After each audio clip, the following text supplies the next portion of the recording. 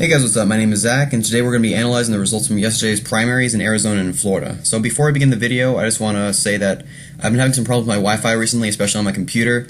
That shouldn't affect this video, considering that I don't really need Wi-Fi to pull up these websites because I already have them open. But if I run into problems, then that's why. I just want to clarify that. So there was two very big primaries yesterday and two very big results, both in Arizona and in Florida. Florida being much more surprising, but I'll get to that after Arizona.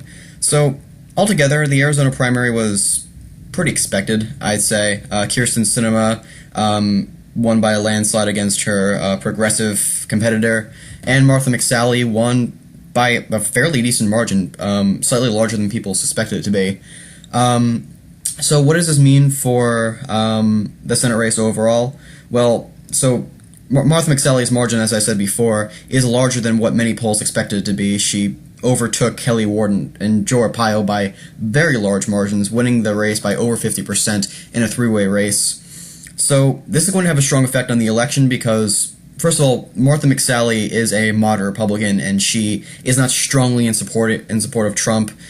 She's what you would expect a moderate Republican to be. She's down the middle. She says that she'll work with Trump, but she doesn't have strong support for him, not nearly as much as Kelly Ward, and especially not nearly as much as Joe Arpaio.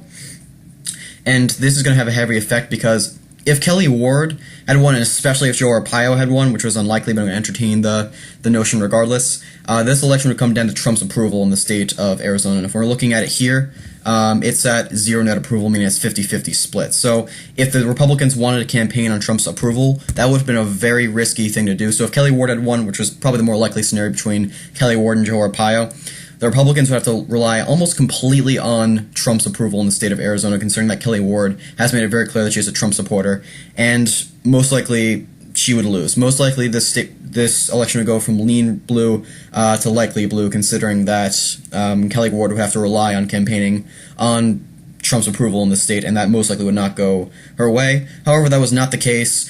Martha McSally won, like I said, by very, very good margins. This was a very good. This primary was very good for the Republican Party in Arizona.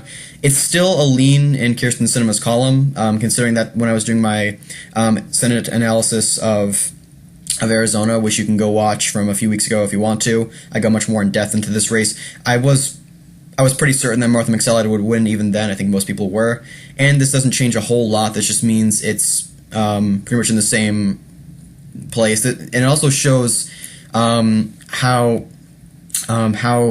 much moderate Republicans don't support Trump, because if Republicans in the state supported Trump, they would have voted for Kelly Ward, but they didn't. The vast majority of them went to Martha McSally. Well over 50% went to Martha McSally, and not a whole lot went to Kelly Ward, not a whole lot went to Joe Arpaio, and that really does show Donald Trump's very the bad place that Donald Trump is in this state.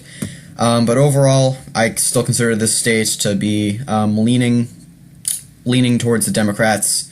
If, like I said, if Martha McSally had lost and Kelly Ward had won, it would be likely for the Democrats, but it's pretty much in the same location that it is now, and I stand by everything I said in my Senate election prediction, in my Senate analysis video for Arizona from a few weeks ago, if you guys want to check that out.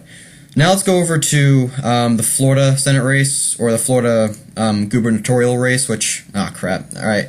Yeah, like I said, I'm having problems with my Wi-Fi. It's going to take a minute to reconnect. So, as most of you know, okay, it might not reconnect, but I'll talk about it regardless. As most of you know, there was a very big win out of the progressive movement in Florida. Progressives were not thought to be doing very well in Florida just overall, but they picked up a big win. Andrew Gillum, I think his first name is Andrew, but Mr. Gillum, he won by 4 points over Gwen Graham, which was a very big victory, if you ask me, for the progressives especially. And I find that strange, considering that the progressives didn't do... No, I'm still having problems with it. Oh, okay, there we go. Alright, so let's go look at the margins. So yeah, Andrew Gillum won by 3 points, not 4 points, my apologies. But that was still a big shocker. Gwen Graham was leading fairly consistently in polls between Andrew Gillum and Gwen Graham, but Andrew Gillum was able to pull off a victory by winning, particularly in the urban areas in Tallahassee, Jacksonville, Tallahassee, where he was the mayor of Miami, and Gwen Graham really did well in the more non-urban, suburban locations. But Andrew Gillum picked up the victory for the progressives. And if we're looking at the primaries in the Rust Belt that we saw a few weeks ago, progressives did very badly there. Progressives did not do well in the Rust Belt, which they were suspected to do well in. And progressives, on the other hand, were not suspected to do very well in Florida at all. Florida was not considered to be a progressive location for the Bernie Sanders movement in general. And Andrew Gillum was a Bernie Sanders-backed candidate, and he won in Florida. And I think that's a very big indicator, not only that the polls are still flawed for the most part, but that progressives can pull off shocking victories, as we've seen in New York's primary with Alexandria Ocasio-Cortez, as we're seeing now in Florida. These are big, shocking victories, and I think it's going to be a big indicator on where the progressive movement is going to move overall. And as for the Republican primary, as suspected, Ron DeSantis pulls off a victory. He's a Trump-backed Republican, and this also is a pretty accurate indicator on where Trump stands in Florida overall. Ron DeSantis represented the Trump movement, Adam Putnam represented the more moderate Republican movement, and Ron DeSantis won by exactly 20 points, as we're seeing here. And this should be a big warning sign for Democrats overall in the state of Florida, because Trump is continuing and is consistently doing well in the state of Florida, which is a major flip state and one that I would argue they need in order to win in 2020, and in 28, and in the midterms in November as well. And it's going to come down to a Bernie Sanders-backed progressive versus a Trump-backed Republican, and that is going to be a very, very interesting race. As far as I'd say I know I haven't done a lot of gubernatorial commentary on this channel. I've done virtually none, and that really comes down to the fact that I don't think it's tremendously important. Well, I think it's important, but I think when it comes down to it, the Senate and the House of Representatives is far more important, considering that there needs to be an exact majority in order to win there. When you're analyzing the governor race, there doesn't need to be a majority. It's just on a state-by-state basis. It's still important regardless, and this is a very important victory for the progressive movement overall. And this is going to be a very interesting election. I would call it a slight lean towards the Democrats, all things considered. And I think that if the Democrats can pull off a victory here, if a progressive can pull off a victory as governor of Florida, that will shape the political landscape drastically. That will shape the political landscape in Florida especially, and that will definitely change where Florida will go for 2020 and for 2018. I think it will have a very heavy impact. So this is a very interesting race, a very big shocking race overall. Sorry, just a second. So if you guys enjoyed the video, please leave a comment down below, like, share, subscribe.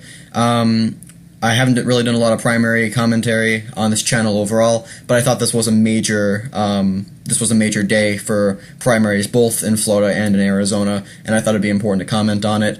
And it's going to have a pretty heavy effect on how I call elections in the future for 2018. So if you guys enjoyed the video, subscribe, like, comment. Like I said, it's the only way for small channels like mine to grow. If you guys want to see any videos that you think would be interesting, feel free to leave that down below as well. And hope you guys have a good day. See ya.